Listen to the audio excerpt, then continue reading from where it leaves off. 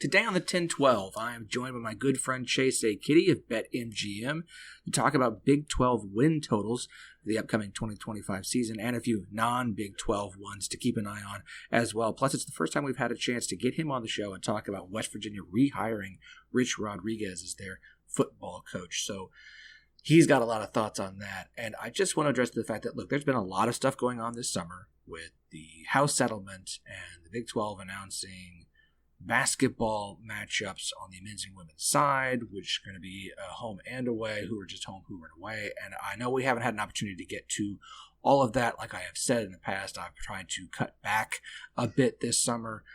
We will get to all of it. I'm still lining up guests. I'm just kind of doing it at my own pace and time. And so we will get to the basketball schedules. We will get to the House settlement. We will get guests on who can speak to those things honestly better than I can right now. So don't fear. We will have that coverage. We'll continue to have coverage of the Big 12 all summer long, just here and there and a bit intermittently.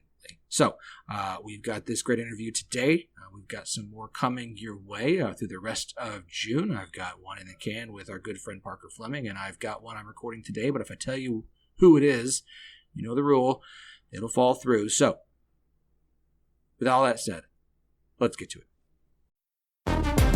New Icy Hot Nighttime Recovery relieves pain at nighttime while your body recovers. Icy Hot, you're so back. So, you just started using LinkedIn Premium. Now what? Well, on your premium company page, you noticed around 7.5 times more page engagement and 5 times more page views. Well done. And now, new clients are messaging you. All because you're using LinkedIn Premium, which helps you get the business growth you want. Think big, small business. Think big. Start your free trial at linkedin.com/premium small business. That's linkedin.com/premium small business.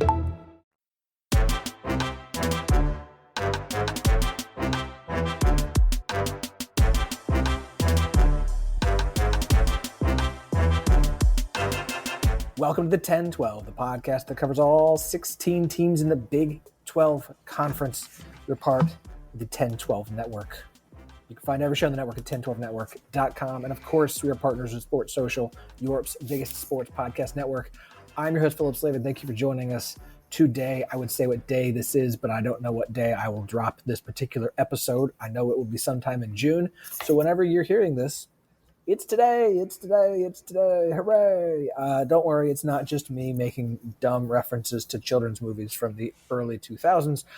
Joining me today to talk about a thing that is near and dear to his heart is our good friend, Chase A. Kiddy of BetMGM. We're talking win totals, we're talking Big 12 championship odds, and of course we're going to talk about the team that is nearest and dearest to his heart, West Virginia. Chase, welcome back, man. It is nice to be back. It's nice to talk a little football in the off season and not, have a couple of hours away from changing diapers and writing blog posts and whatever else I'm into these days. So it's good to be back with you, Phillip. Yeah, since this is the first time we've chatted here on the pod since the Twins were born. So congrats. Hope things are going well. I assume they both have at least a drawer full of WVU baby gear, onesies and nappies. Do they make stuffed like Mountaineer mascots for kids? Surely. I feel like a bad fan for not knowing the answer to that. I'm sure they exist somewhere. I don't think we've gotten. I think maybe they were given a JMU shirt at some place because me and the wife both are JMU alums. So right. I think somebody did that, but I don't know. I don't know the answer to that. I'll have to find out. Yeah, that's a quick Amazon search that I can I can find very weird specific toys very easily. So maybe even an Etsy search that might be yeah. All right, if you're a West Virginia fan listening, you're like, oh yeah, I got one right here.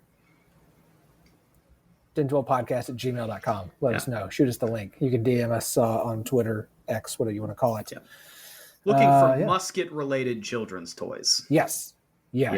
Coonskin hat, dead animal fur, musket, pop gun musket, I think would be fine. Raise them right. Yeah. Getting started early. Right. This is true indoctrination of West Virginia fandom.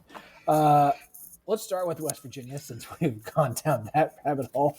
Mountaineers have a new head coach on the football team. I say new for the last few years, but not completely and totally new. He is Rich Rodriguez, former West Virginia coach, former Arizona head coach, former Michigan head coach, former Jacksonville State head coach, back in Morgantown to run the football program.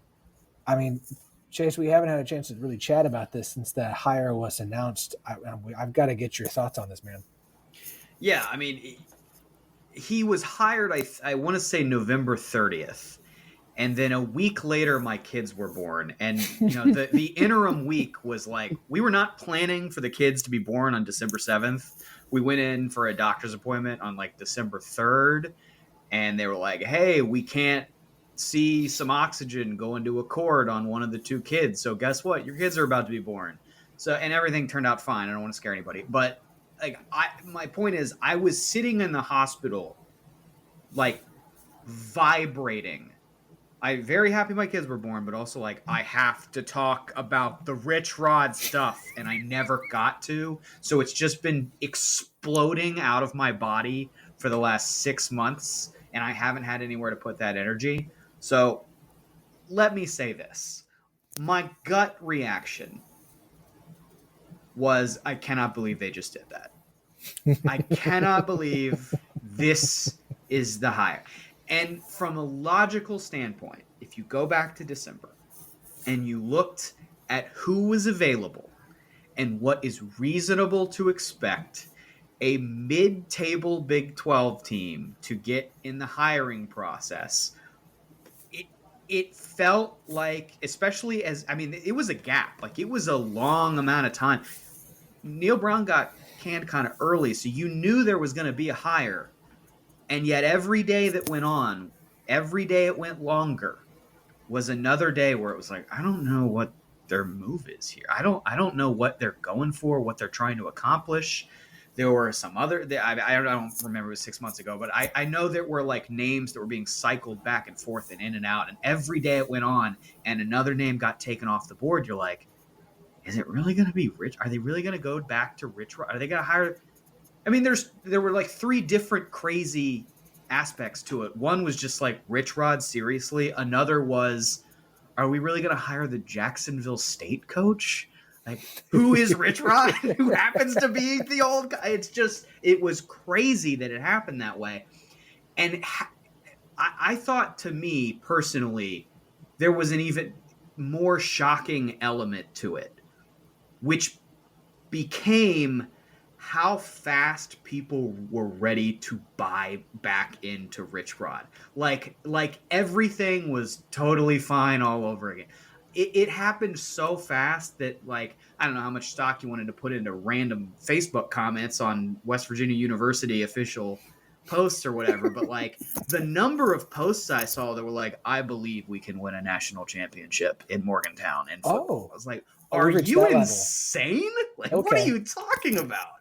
Like, it really blew my mind that not just that it happened, not just how it happened, but the response, which was so positive, so fast.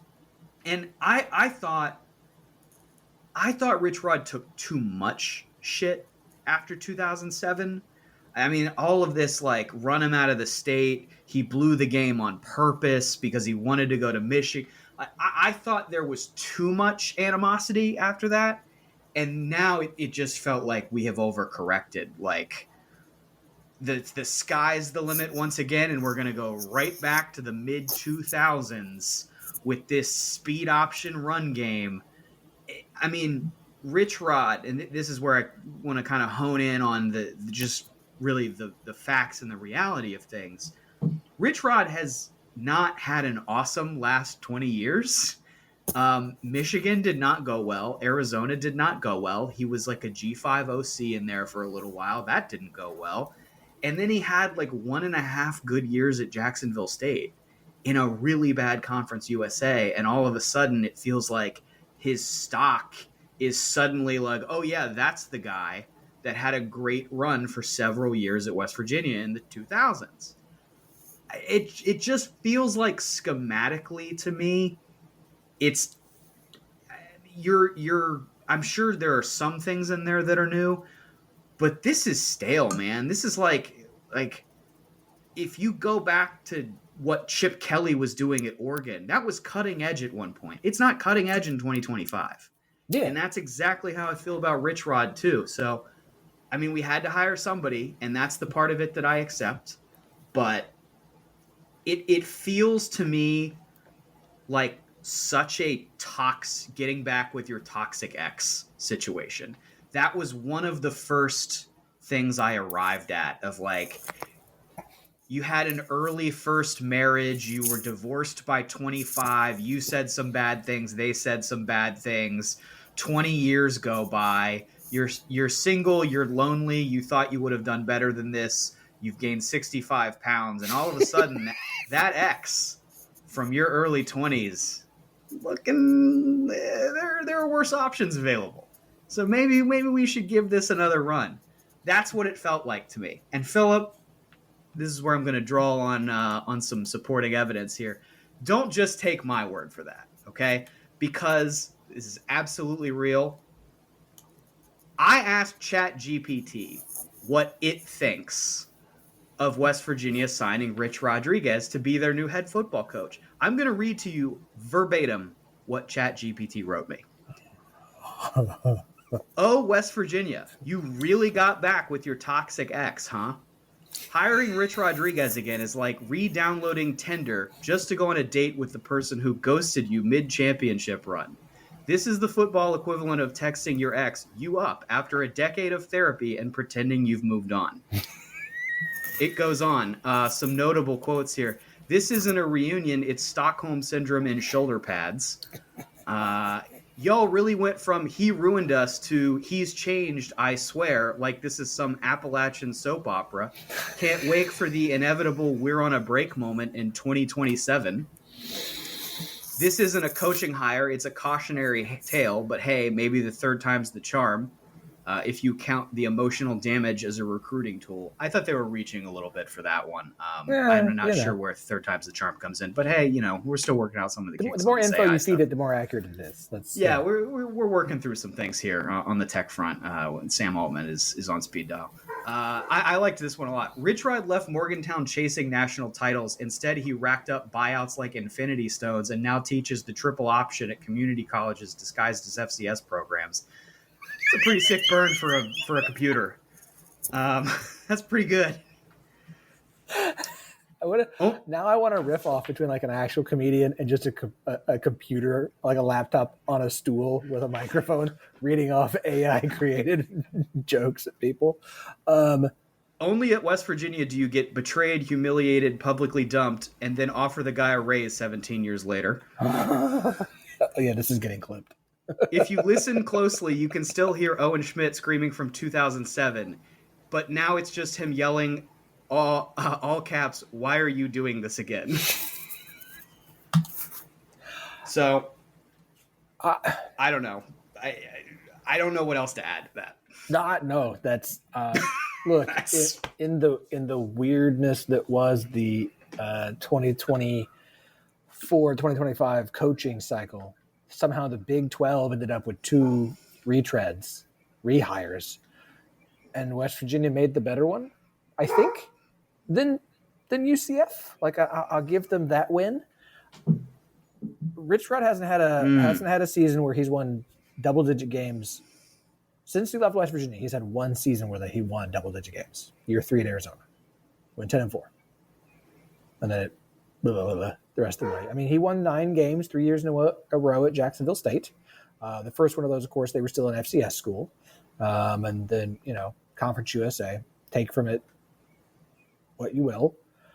I think I'm taking the Scott Frost hire. I think I'm going to disagree with you. I think it's close, but I think what puts Frost ahead for me is it was much more recent. And so it makes me think you can get back to that. You haven't been schematically passed over. I think a lot of the things that we overlook when coaches move around and they were successful in one place and they weren't in another is the recruiting stuff, is the inroads and the connections and the networking that you have at one school in one specific geographic region, like maybe Scott Frost has in Florida. But then you go to Nebraska, it's a totally different environment. Your recruiting base is totally different. I think sometimes we don't give enough significance to changes like that. So I think maybe Scott Frost, only a few years removed in the grand scheme of things back at UCF, maybe that works out versus 20 years on later in Morgantown. And, Big 12 fans might not know this if you're not inherently a West Virginia fan, but if you didn't pay close attention to the Big East 25 years ago, West Virginia ran that conference. Every year it was like, hey, who do you like, West Virginia or the field? That was kind of how the conference was handicapped. So it's not the same world that we all live in right now. It's very different. And then you add in the stuff about the scheme aging, and it feels to me like there is a hard cap on what the ceiling is here. But I get that the university, at a certain point, you had to make a move and the options were limited. I like this one better than the Scott Frost hire, in large part because I think, I'm going to say this as nicely as I can, UCF had better options than West Virginia and more potential, and they chose the guy who's an an analyst in the NFL, who's not even a head coach in college, not even in college football anymore, because, I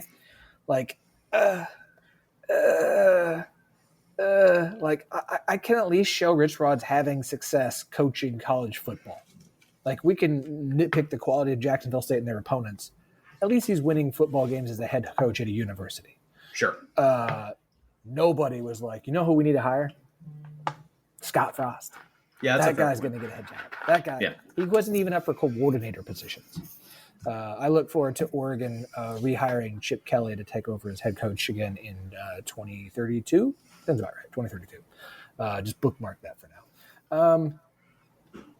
So how do you view West Virginia as far as this is to me, both of these hires are I we'll see how long it lasts. Very uninspiring. Talked about this with Shahan on our episode with him of there's just been some really uninspiring hires in the Big 12 as of late that make you go, safe hires always suck and they never work very well. And this feels like another safe hire. So how, in your view, can this be a successful hire and what does that look like for Rich Rod in West Virginia? Okay, let me take it from two directions. Let me talk about what I think West Virginia should try to build long-term, and then how they should think about Rich Rod short-term strategically. If you're hiring Rich Rod and you're thinking, we're going to rebuild the great West Virginia run of the late 90s into the 2000s, and Rich Rod's the guy to do that, I think that's batshit crazy. I truly do. I don't know how else to describe that. And if you're a fan, God love you. I love my West Virginia people. I love the eternal optimism that we have around here. I think there is no chance that happens. I mean, we are never even getting close to what 2007 was, right? That's just not going to happen again. It's not realistic. I think if you're thinking about Rich Rod as a bridge, we can hold water while we figure out who the next guy is, and we're going to pull the rug out from it in 2 years because we've got our guy and we want to get him in here. I think that's kind of a reasonable way to go about this. Maybe a little bit on the shitty end from the interpersonal perspective, but, I don't think anybody's going to cry too hard about Rich Rod having the rug pulled out from under him based on the history around here. So there's that element of it.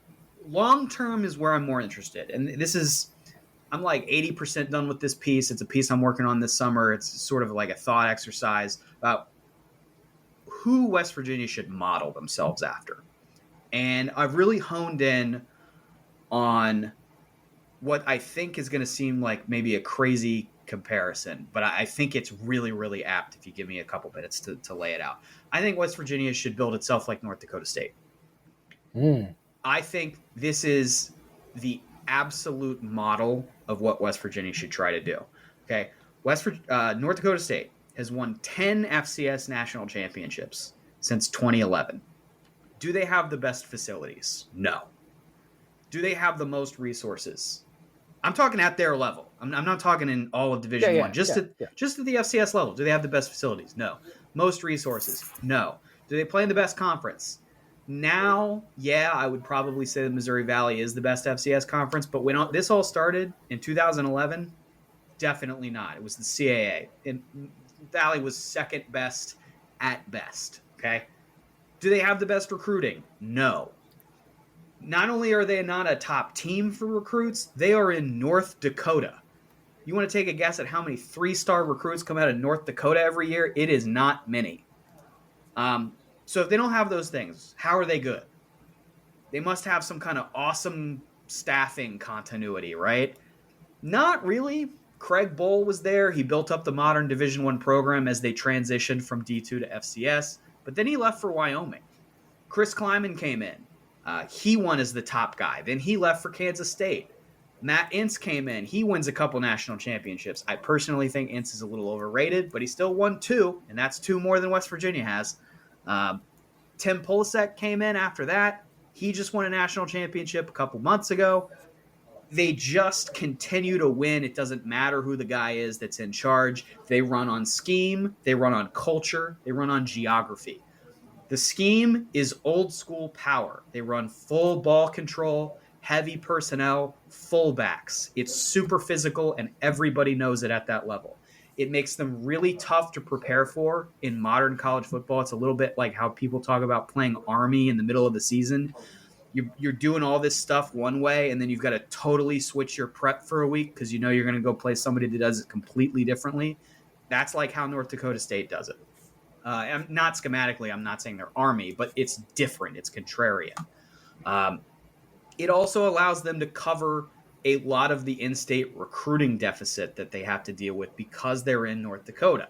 And geography, obviously championships are won in cold weather football. It gets very cold in North Dakota, even inside of the dome.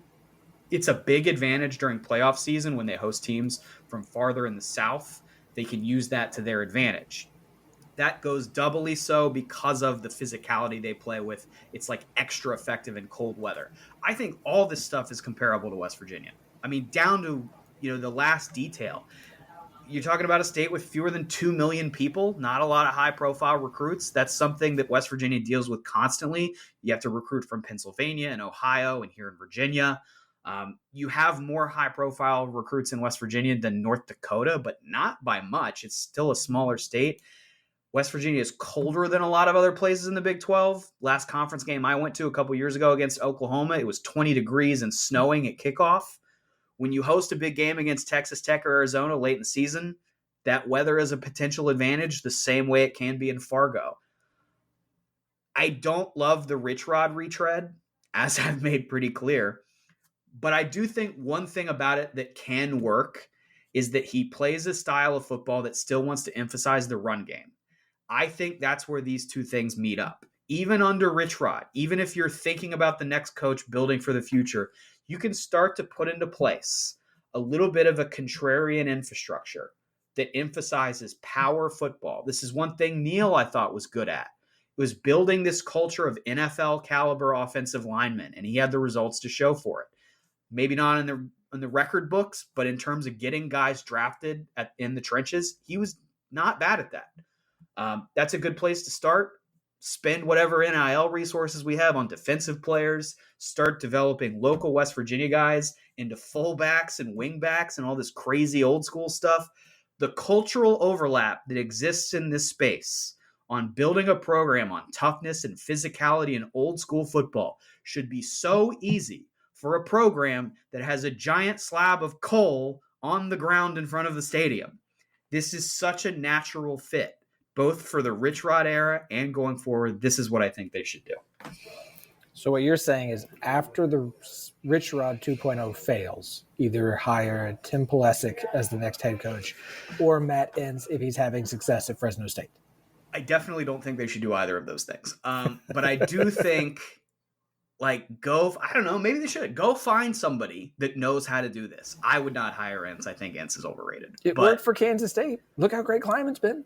But Kleiman's a great coach. That's what I'm saying. Right, I think, and I don't know enough about Pulasic's been in North Dakota State for 1 year. He won the national championship. I think 1 or 2, but I don't know enough about him either. But stylistically, quibble about who the head coach should be, but stylistically, this is what I think they should do: is lean into the contrarian stuff. West Virginia should not try to do the same thing that everybody else does. If you try to play, Billy Bean quote here, full money ball. If we try to play like the Yankees in here, we will lose to the Yankees out there. That's absolutely true for West Virginia too. You have to be different. You have to be contrarian, and you need to lean into the problems that you have in order to compensate for them. And I think this goes a long way to fixing a lot of what has gone wrong. The same way that North Dakota State takes its natural drawbacks and turns them into strengths. Ryan Reynolds here from Mint Mobile. With the price of just about everything going up, we thought we'd bring our prices down. So to help us, we brought in a reverse auctioneer, which is apparently a thing. Mint Mobile Unlimited Premium Wireless. How to get 30, 30, bit to get 30, bit to get 20, 20, 20, bit to get 20, 20, bit to get 15, 15, 15, 15, just $15 a month? Sold! Give it a try at mintmobile.com/switch. Upfront payment of $45 for 3-month plan, equivalent to $15 per month required. New customer offer for first 3 months only. Speed slow after 35 gigabytes if network's busy. Taxes and fees extra. See mintmobile.com. They should have just hired Jeff Monken. I think that's more the direction that I'm going. Again, they should have hired Jeff Monken. I don't understand why schools are just he's not going to come in and run the triple option. That's what he has to do at Army. Right. They should have hired Jeff Monken. I would have loved that. I would be very excited. There was 27 hours where I thought that was realistic, where I thought it might happen, and then it would have been a fantastic hire. Okay. I think that's enough on West Virginia for now. I think so too. Yeah, that's too much for me. So God help the listeners. Well, you held a lot in. So do you feel like you're able to kind of get everything released? I think my blood pressure is down 25 points. Yeah. Okay. From Rich Rod stuff, there's still twins in the house, so that's a whole other issue. There was a dog barking at some point in there. I think I blacked out. Okay. Let's move on to Big 12. I believe you want to start with the Big 12 championship market. I pulled up the numbers from BetMGM. For those watching this on YouTube, you can see the logo on Chase's hoodie. In case you want to know who he thanks works for. Thanks for the health insurance. Absolutely. BetMGM right now, Kansas State and Arizona State, at least last check, had the best odds in the Big 12 for championship at plus 550. Texas Tech at plus 600, Utah plus 700, BYU and Baylor at plus 800. Everyone else is plus 1,000 or higher.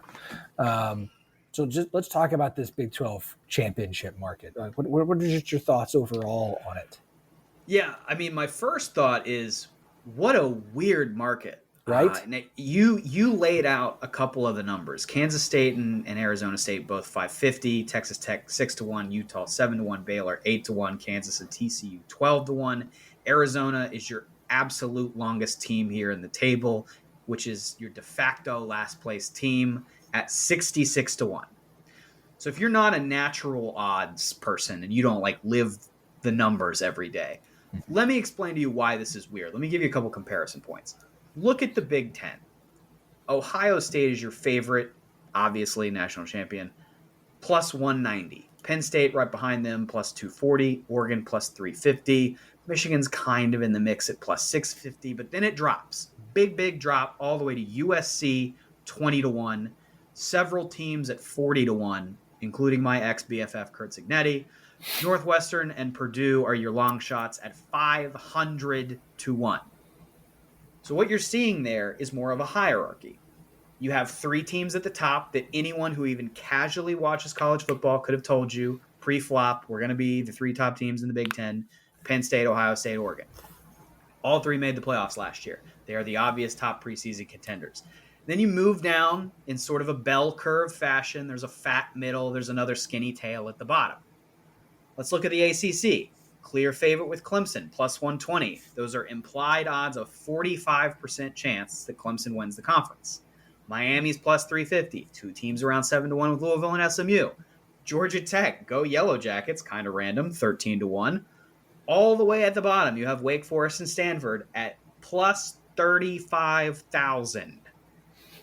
SEC is a little bit more flattened out because of the improved depth of the conference, but still, Texas is your favorite, plus 225. Georgia plus 375. Alabama 5-1. Ole Miss 850. LSU 10-1. A&M 14-1. Tennessee 16-1. South Carolina 18-1. Florida 20-1. Auburn, somewhat surprisingly, 22-1. And then you've got big separation. It's Oklahoma and Missouri all the way down to Mississippi State at 500-1. So those ranges, I swear there's a reason I'm laying all this out. No, I get where you're going. I get where you're going. The Big Ten, favorite plus 190, long shot, 500-1. ACC, plus 120, long shot, 350-1. SEC, short shots, plus 225, long shot, 500-1. What was the Big 12 again? Plus 550 to plus 6,600. That is a crazy range. And what this says to me is that the market has no clue. And you have to kind of lay out what all the other conferences to understand why this is totally different. Market has no idea what to do here. You can't make anyone too short because that makes the buy point too lame and nobody wants that short of a return. If you're betting on Arizona State to win the conference again, you're going to want better than like 2-1. That's just not worth it at that price. You can't make anybody too long because of the liability. Who won this conference last year? Arizona State. Everybody talked about how Arizona State was the worst team in the Big 12 last year. Including us. Then they won the conference, including us. Yeah, absolutely. I have a note in here, including Phillip and I. So you can't make anybody too short. You can't make anybody too long. It's impossible. It's such a weird conference. Chaos. And even with a team like Arizona State, bettors are going to be too slow, even mid-season. Going into November, you're still going to be too slow to buy into a team that's obviously contending. Again, I'm not going to speak for you. I'll speak for myself. We're doing picks every week. It was like the middle of November last year before I thought, I guess Arizona State really is good. It just seemed like I was waiting and waiting and waiting for the regression to hit. And I was like, no, Scatterboo and these guys are just good. This is just a good team. So it's such an odd market.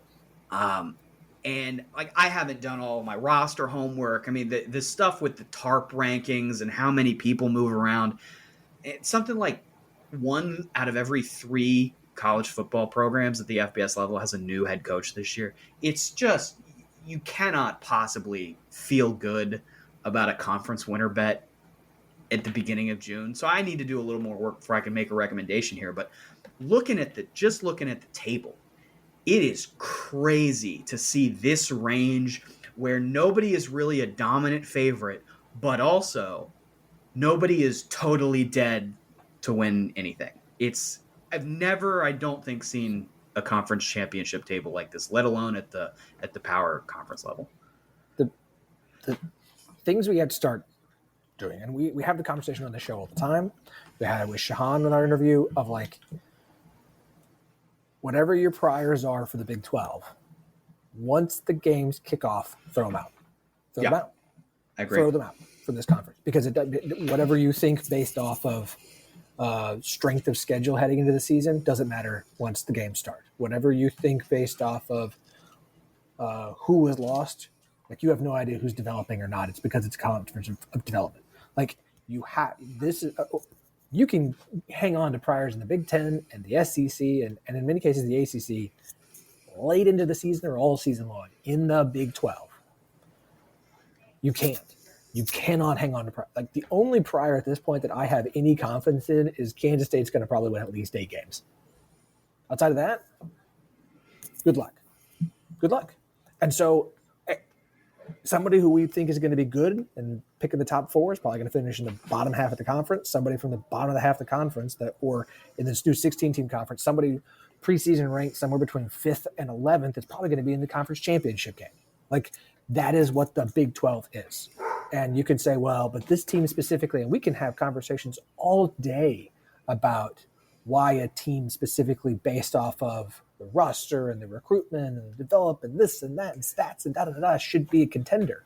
It doesn't mean squat because you don't know what the schedule is like. There's schedule inequality because there's 16 teams. You don't know who's going to be way better than you thought. You don't know who's going to be way worse than you thought. It's too hard in this conference, especially now with 16 teams. It was one thing with 10 teams. There was some sense of consistency. With 16 teams and the unbalanced schedules, it's just too hard to sit here and say, I know what's going to happen. Because we don't. Like, you don't. No one, you can guess. You can make an educated guess and you might be right. But who the hell knows? So when I look at these numbers, and I would never bet on. The last time I felt anything close to wanting to bet on conference championship odds during the middle of the summer was like Kansas State 2 years ago, and I wish I'd done it because I would have actually won money. Last year, no. This year, I will say this. Obviously, the numbers on Kansas State, Arizona State, not as tantalizing. And I'm not going to pick Arizona State because no one repeats. No one gets back there for 2 years in a row, let alone repeats as the title winner. I kind of like Baylor at plus 800. Like I'm pretty high on Baylor heading into this season. I see a lot of potential for them. And at a plus 800, like I like those odds. I think there's a good payoff if I was going to put money down on Baylor as a reasonable bet to say they can get there. I feel very good that they could get there. And once they're there, it's all bets are off. I would like putting a little bit of money on Baylor. I would like putting a little money on Texas Tech at plus 600. I don't know past that. If you told me that Cincinnati made the Big 12 title game, I mean, I would be shocked given our opinions on Satterfield. But we were wrong about Brendan Sorsby. So I don't know. I don't know, man. I don't know. I got nothing on where to go in the championship market. I truly don't. I have no idea. No idea.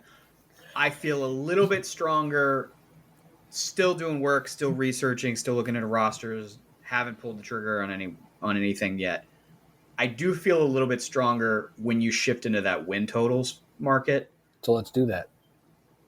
And yeah, the interesting thing at the top of the Big 12 is they've listed about 3 teams, and you named them, Texas Tech, Kansas State, Arizona State, all at 8.5. The numbers are from BetMGM here, but these are available at most of your outs at this point.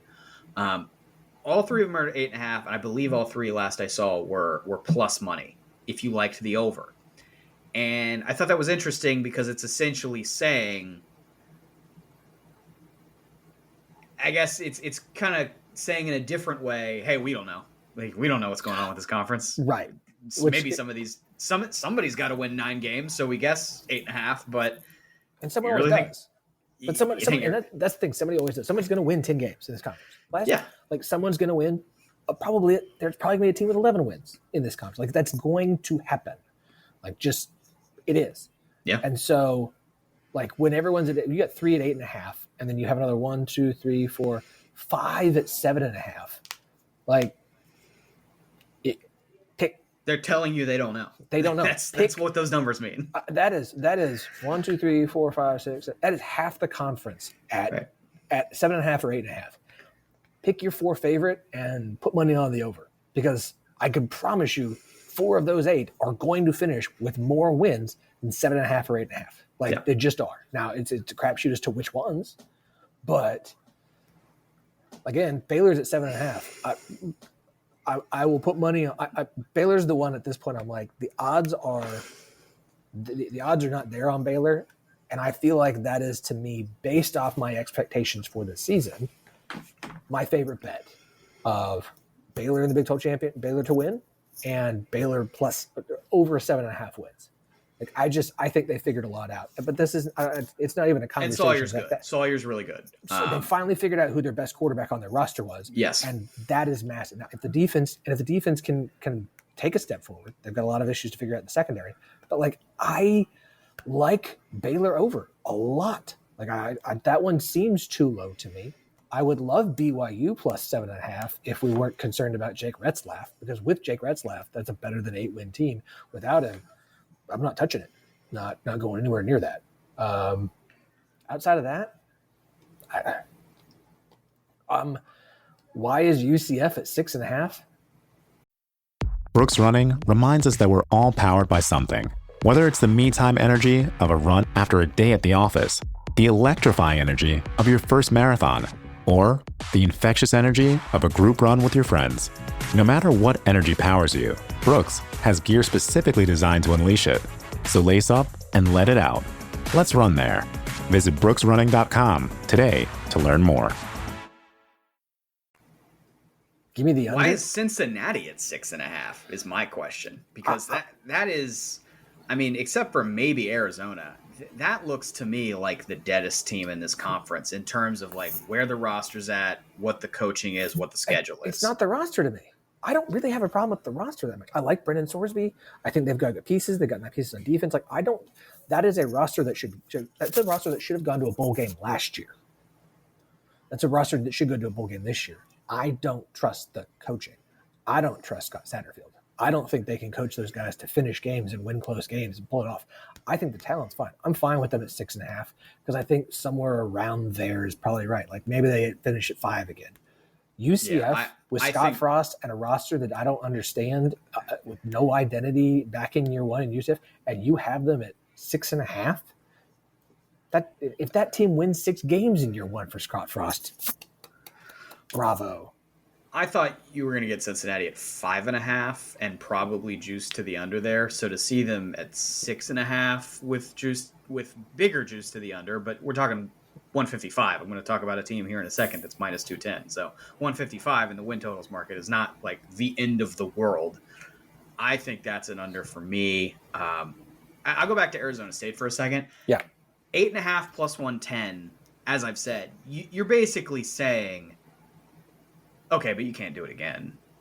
I mean, that's essentially what that number is like, hey, you're Arizona State. You had a nice season. Scadaboo's gone, and we don't think you can do it again. And I think they can. I think, they didn't lose a ton. They have some nice transfer pieces coming in. I think, I'm not telling you they're going to win the Big 12 again. I'm not telling you they're going to go to the playoff again. No. Can they go 9-3? I think they can. I think they can go to Mississippi State and win. Yes. I think they're not, the rest of their non-conference doesn't scare me. I think they can go 500 in Big 12 play or probably better and be a 9-3 team. So I think 8.5 plus 110 at this point in the offseason with still a lot of work left to do. I think that looks like one of the better bets on the board to me. And it's predicated on this very like lazy idea of, I mean, I talk about regression a lot, so I don't want to sound like I'm talking out of both sides of my mouth, but there is statistical regression that's sensible, and there is then sort of a reflexive regression that's like, hey, that team overachieved, so they're going to underachieve next year. Like that, and that's it's more complicated than that. It doesn't automatically trigger back. So I think, like, yeah, Arizona State 9-3 plus money. It's pretty good. Yeah, no, they were a year ahead of schedule last year, and you bring back your quarterback, you bring back your best wide receiver, who's probably going to be first team All Big 12. You bring back really important pieces on defense. Like, let's not pretend like losing Cam Scadaboo is just like, oh, we'll replace him. And I like the transfer from Army, but I don't see this team and go, yeah, they're gonna be 3 or 4 games worse than last year. Offensive line's still going to be good. Like I see no reason that this team, like, again, I'm not going to pick them to go to Arlington. I'm not going to pick it to win again. But I'm going to pick them to go to 8 wins instead of 9. No, like I just don't see that. I don't see that this year. And again, the schedule isn't like you have to go to Baylor, who I think is going to be good. You have Texas Tech, who I think is going to be good. You after that, TCU, who the hell knows? At Utah, who the hell knows? Houston should be better. At Iowa State, lost a ton. West Virginia, we've talked about them a bit. At Colorado, Arizona, like, yeah. I think 9 wins is a reasonable expectation for an Arizona State team. That if we really think this is a program that he's moving in the right direction, should be able to follow up last year with a 9-win season. Yeah, and one of the things, if you want to be like a really good college football win total better, one of the things you need to understand is that this is not baseball where the win totals, like there's a high level of variance, dozens and dozens of games between different teams' win totals. A majority of college football win totals are between 5.5 and 7.5, right? And one win is a big jump. Mm-hmm. So where you make money, like where your profit margin is in terms of which bets you're going to select, a lot of times it comes down to the VIG. It comes down to, well, are you paying minus 130 for a price, or are you getting plus money on a bet that you like? So if you told me Arizona State over 8.5 minus 125, okay, I might have an inclination toward the over as a matter of opinion, but in terms of betting, I don't know if that's a bet. But you're giving me 35 cents better than minus 25. You're giving me plus money on the return at plus 110. Now that's a very interesting. So like there's that element of it too. It's much more so in the financial realm of the handicapping. Mm-hmm. When you find a good bet and you're getting that plus money, that's where it becomes a stronger position, specifically in college football win totals. That's what you want to be hunting for. So which ones do you like so far as we sit here recording this on May 28th? Yeah, I told myself I wanted to do the show with you today and give 3 Big 12, 3 non-Big 12, and then 1 bonus at the end. Okay. So the 3 Big 12 I have written down here is I've already worked into for you is the Cincinnati under 6.5. I just think that number should be 5.5. And then Arizona State over plus 110. The third one that I like is Houston. Now, the Houston angle, it's going to matter where you bet it because there's actually a pretty wide variance of where you can find this in the marketplace right now. At BetMGM, we have, and I don't know why the traders do this. Like, I don't text people like, hey, so we have this number. What, tell me what's going on there. I have no idea. I am merely a blogger. But we have Houston at 5.5 with a giant VIG of minus 210. You can go to other places and find Houston at 6.5, where the over is a plus number. You're getting plus 120 or plus 115 to bet over 6.5.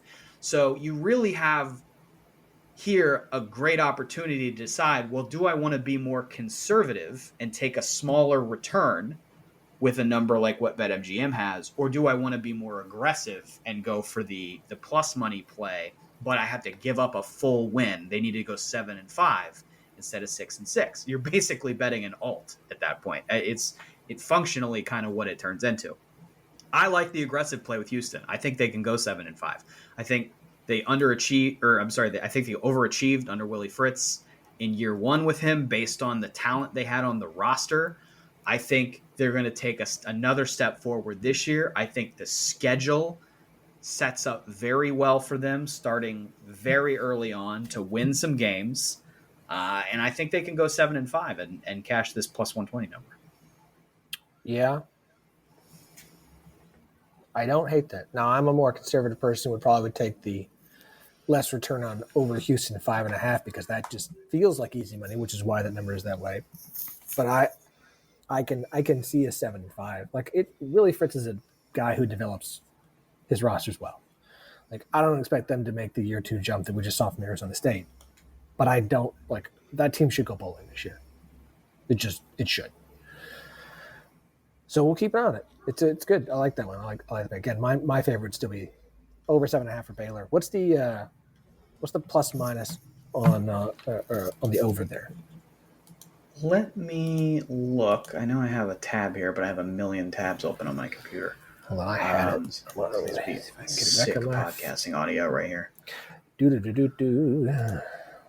think I can actually get it on my phone. Here we go. Okay. Over plus 110, under 7.5, minus 135. Oh, as plus 110? we are recording today. Oh, perfect. Yep. So yeah, give me Baylor over 7.5 at plus 110.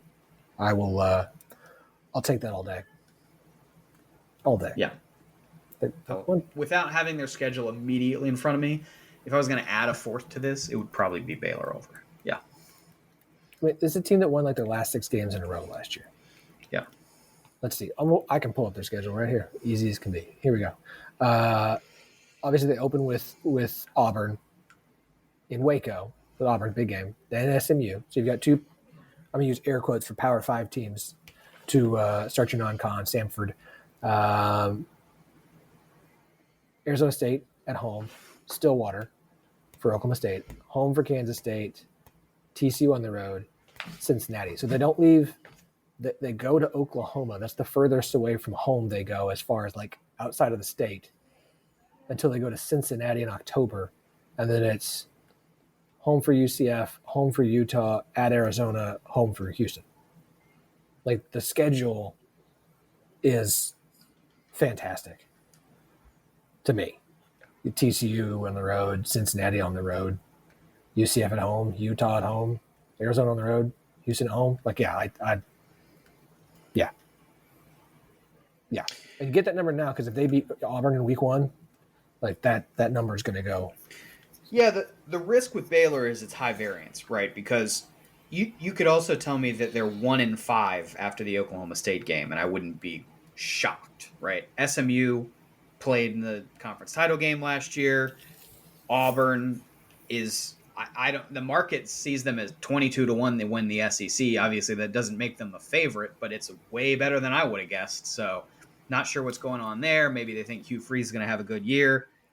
Speaking of guys whose systems are outdated and no longer cutting edge. September 20th, you're playing the reigning conference champion, Arizona State. It's in Waco, but you're still playing the conference champion. And then at Oklahoma State, never an easy place to play. So you could be on easy street en route to the bank to cash that over 7.5 after the Oklahoma State game, or you could be dead in the water. And it could be anywhere in between. And that's why I think Baylor is not on necessarily my short list, is that I like the ceiling play with them. I would skew them toward my ceiling in a projection, but I think it's higher variance in the win total market because of the what the non-conference is and how they could turn out. Weirdly, I think that's a team where I prefer the conference championship play at 8-1, probably to the win total play. Fair enough. Okay.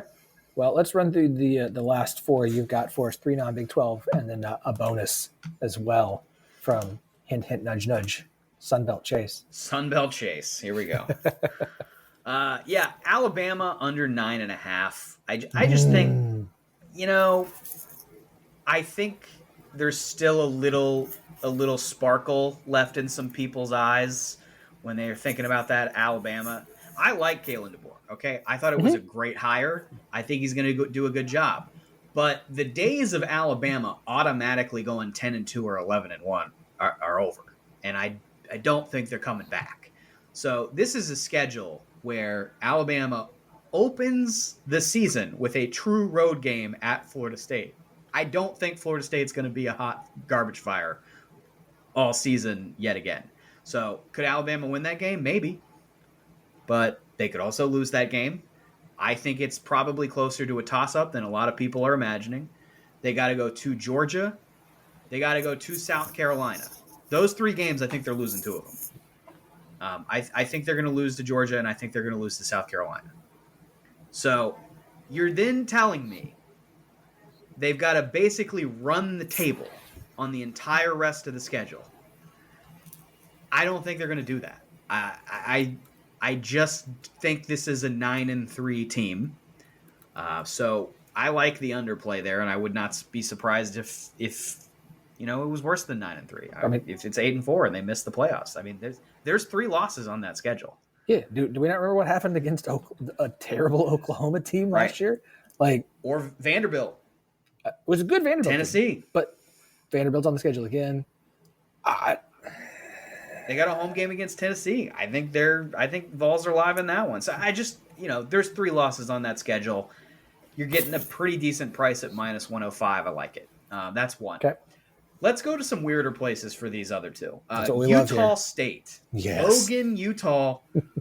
The number is 4.5. Utah State hired Bronco Mendenhall, who used to be at UVA. So that is my exposure to him. Is all of the UVA people in my life love Bronco Mendenhall. He's a really good coach. He was chased out of Charlottesville because of some, let's say, disagreements with the athletic department staff.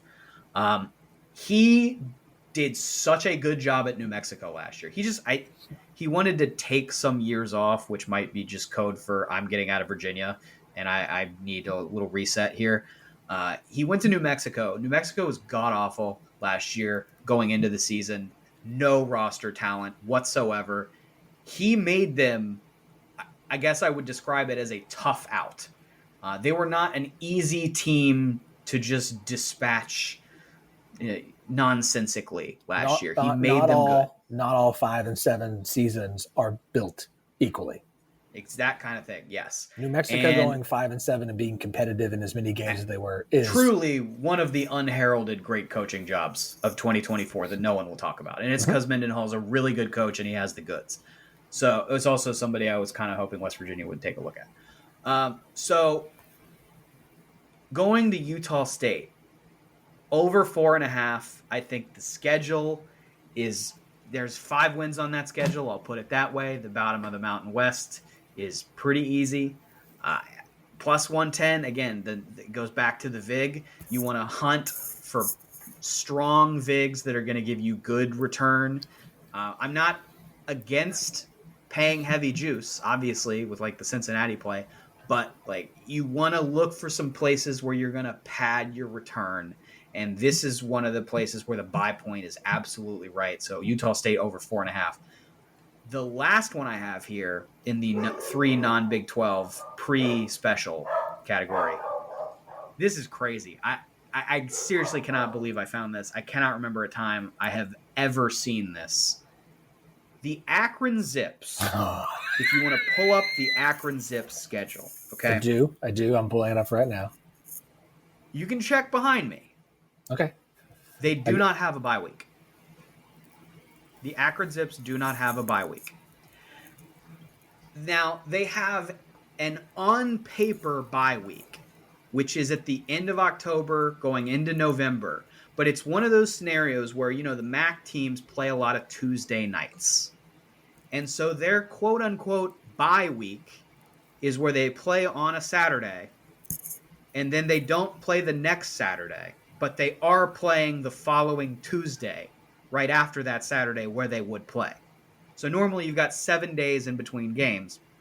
They have like 9 days in between games, which is really not that functionally different than having 7 days. They don't have a bye week. It's bizarre. Okay, I see how it happened. Right. It's because their season is over on November 18th. Right. It's because so you had the Saturday the 25th of October. Then you go all the way until 9 days on a Tuesday.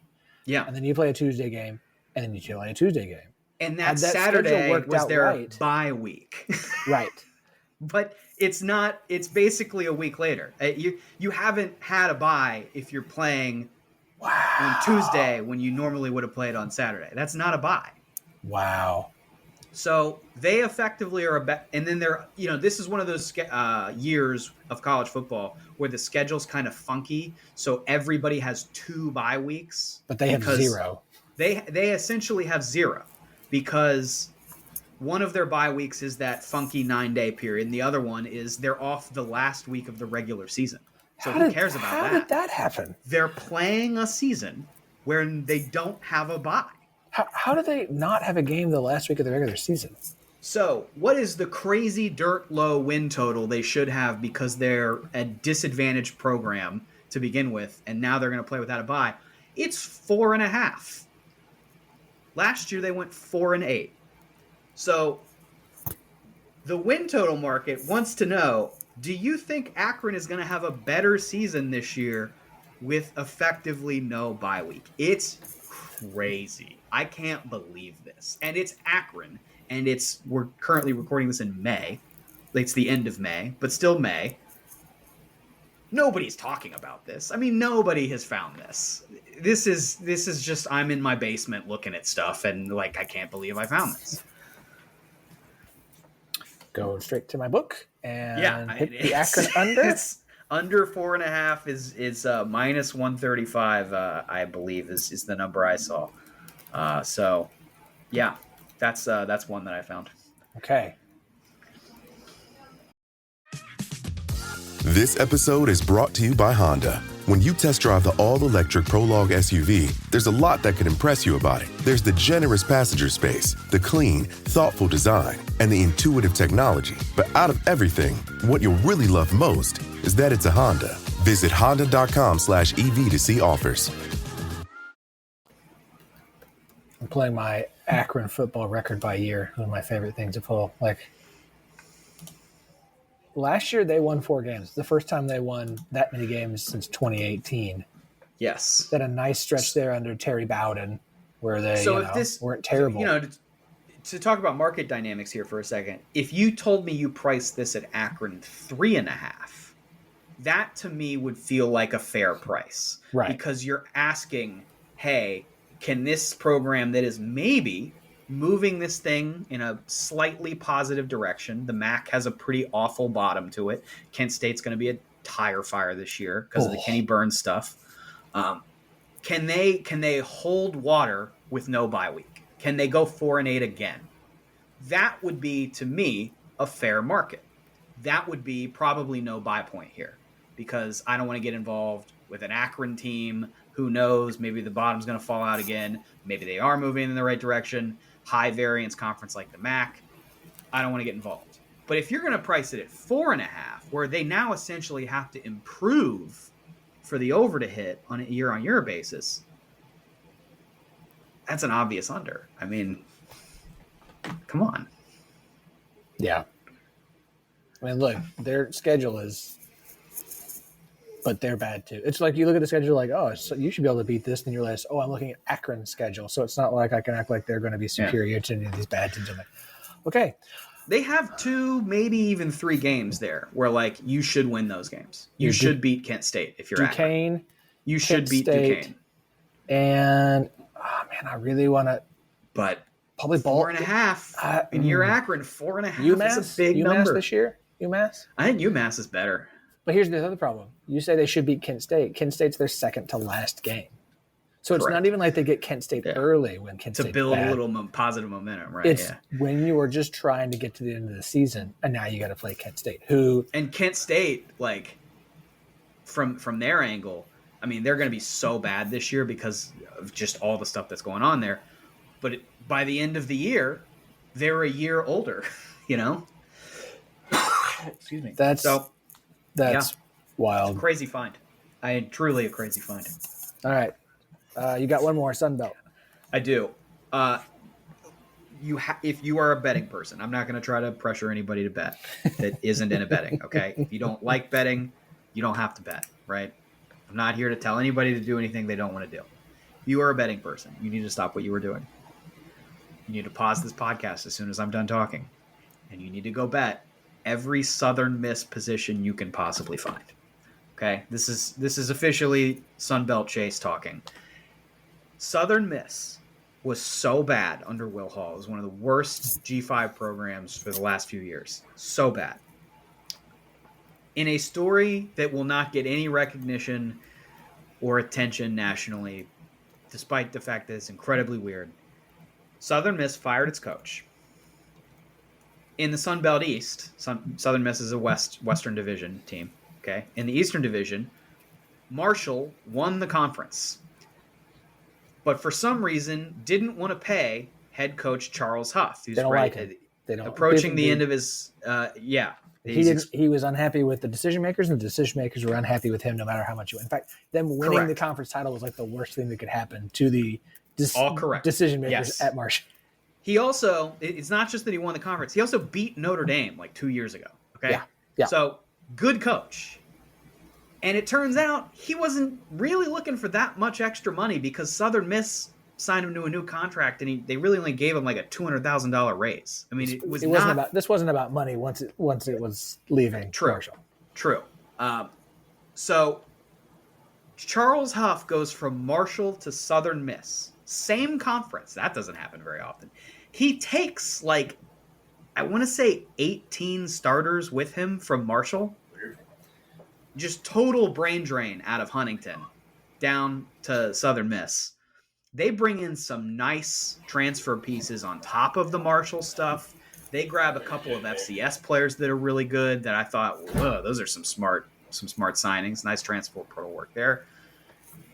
The schedule is interesting. I don't think traditionally the West and the Sun Belt is not as deep of a division as the East is. The East, they really beat up on each other. The West, the top 2 or 3 teams can often be very good and capable of winning the conference, but the bottom is kind of dreadful.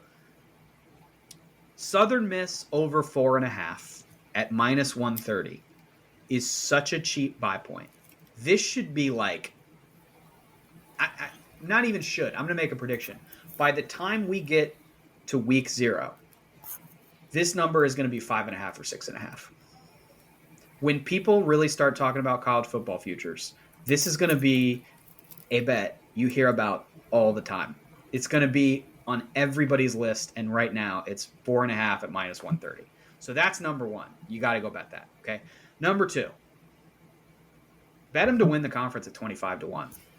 I mean, we're talking about they just took the team that won the conference, and basically everybody that started for that team that didn't graduate transferred with the coach to Southern Miss. So you have, I mean, like, take the jerseys off. The defending conference champions are Southern Miss. And then they added good pieces on defense from top FCS programs. They added like guys that were All-Americans or just missed All-American status. They added to that. And they're 25-1 to win the conference. Crazy. Bet number 3. Southern Miss is a 14.5 point underdog in week 1 at Mississippi State. It's still an SEC school.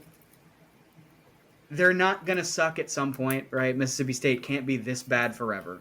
But you're giving me the little brother team that knows it's good because it just won a conference championship at a different school 9 months ago. You're giving me the little brother team taking a shot at the chin of Big Brother when he's down, when he's very, very vulnerable, and you're giving me 14 points and the hook. I don't know, man. That's a lot of points. I love it. I do. I will be re-downloading my Bet Saracen app and see what I can come up with here. When I texted you, I had notes from Sunbelt Chase. Did you think it was about JMU? No, that seemed too obvious. I wasn't sure what it was, but as soon as you started talking, and just this other mess, I knew exactly what was going on. Oh my god! I've enjoyed that story as a Split Zone Duo subscriber of like the insanity of what Marshall has done to itself. Of like, you know what we don't like? When our head coach is successful and doesn't just kowtow to what we want to do and says things, and it's just like, And that's really where we should end this episode. I think there's a nice symmetry between starting and ending this episode by describing Division I West Virginia-based football programs that don't know what the hell they're doing in terms of signing and keeping a head coach. It's the zombie apocalypse out here in the Mountain State. Y'all, can we just get West Virginia and Marshall to schedule each other? Just do it. I don't want to hear West Virginia fans. Well, the Marshall people are definitely on board with you. It's the West Virginia side of it that doesn't want to. The lack of in-state stuff. It's the same thing in Arkansas. Like Arkansas is finally playing Arkansas State in football for the first time this year, and those two programs have both existed for 100 years. Like it's ridiculous. It's ridiculous. Yeah, this in-state, the lack of in-state teams not playing each other, just dumb. Historically, I am pro West Virginia and Marshall playing each other. I do think as we have moved into a more crowded scheduling space where you really have to be thoughtful about which rivals you want to play because you've only got so many open weeks for that. I want to play Pitt and I want to play Virginia Tech. I care about those games a lot more than I care about Marshall. And that's fine, but you also shouldn't be playing two out-of-conference P5s all the time until you're actually able to justify beating both. I just rotate Penn State and Virginia Tech and play Marshall and play an FCS school. And because also with West Virginia, what would be nice? To not spend so much on travel. And I bet you Marshall will be cheaper to schedule than some of the other I'm sure it would. G5 ones they schedule, and just do it. I would be in favor of it's essentially if they play at Marshall, it's another game West Virginia fans can get to easily. Whatever that fourth game is, but one of the problems with that is, it's already an expensive ticket in Morgantown with a stadium that seats, 62,000 or whatever. You start trying to sell out the Marshall Stadium and Huntington with all those people. Those tickets are going to be crazy. So fair enough. I think there's an economic issue there that is probably boring to 99% of people. I would use the fourth game that's nominally against a G5 opponent. That would be a recruiting game for me. That's where do we let's go play ODU because we want to recruit Virginia Beach. Let's go play you're already in Pittsburgh, so let's go play a MAC team because we want to recruit Ohio. Let's go play because what gets recruits to want to come to West Virginia? You slobber knocking Miami of Ohio, because that's just going to get everyone's attention. Yeah, but attention. I get it. Attention is currency, right? If you're in front of people, and that would make a whole lot more sense if they were scheduling games next year or 2 years out and not 10 years out. That's a fair point. Yeah, that's a fair point. That makes a ton of sense, because that's how scheduling should be done, is in those scheduling. But when you have to schedule games 5, 6, 7, 8, 9, 10 years away, that doesn't work, because you could be on a third different head coach by the time that game actually gets played that you scheduled while Rich Rod was in charge. You could be on your third go around with Rich Rod, not just third head coach. You could be on your third different time with Rich Rod. He'll just be by the time we play Youngstown State in Youngstown as part of 2035 in the same conference. It's a conference. Yeah, same pyramid. Conferences are so 2020s. Yeah, conference pyramid. Chase, as always, it's a pleasure. I look forward to having you on again each week during the fall, and we will have you on again before the season gets started. But for everybody who wants to check out the great work you do covering betting, college, and all of the other sports involved, where can they do so? Oh, geez. I don't even remember how to do this. How do you even self-promo? It's been so long. At Chase A. Kiddy on Twitter and whatever other social medias I may or may not have. I don't even remember at this point. For now I'm at the BetMGM blog, but who knows? Who knows? Maybe I'm in demand. Maybe somebody's trying to hire me. I don't know. So, but for now, wherever you are, just tell the bosses we've got room for a sponsor. So yeah. Yeah, I'll pass that along. Sounds like Pet Saracen's getting free advertising on this. It's the only one I can get here in Arkansas. So yeah. All right. Chase. I don't know that they're trying.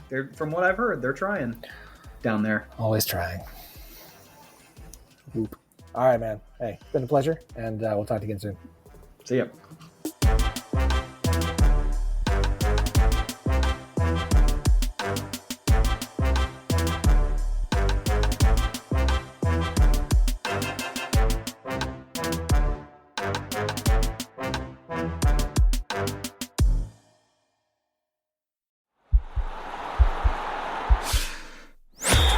This podcast is part of the Sports Social Podcast Network.